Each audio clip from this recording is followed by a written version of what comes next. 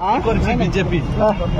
केते चैलेंज हेबो निर्वाचन मैदान को लाइबे जो आशा थिला आपन से आशा अरे बॉल नहीं कलो लाइव तुम्हें मु बहुत बहुत धन्यवाद देवी आम प्रिय प्रधानमंत्री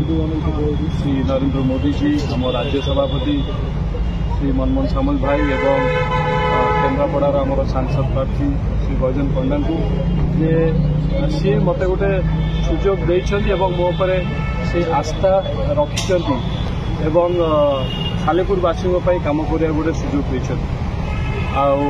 जहाँ रहिले चैलेंज कथा निहाती भाव गोटे चैलेंज रहिबो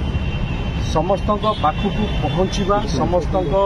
गोटे गोटे समस्त गोटे गोटे कर भेटा एवं तांकर कथा शुणा एवं बुझा गोटे चैलेंज निहाती भाव चैलेंज आ चैलेंज तो सब चलो जिते दिन पर्यंत मु थी जीतवाई जदि आप चैलेंज पचार ताले निहाती भाव में कौटी ना कौटी सारा ओडिशावासी मनस्थ कर सारे जे से गोटे परिवर्तन चाहूँगी एवं निहाती भाव में आगामी दिन में परिवर्तन बीजेपी जो लहर चली तार प्रभाव पड़ो कि निहाती भाव में लहर चलती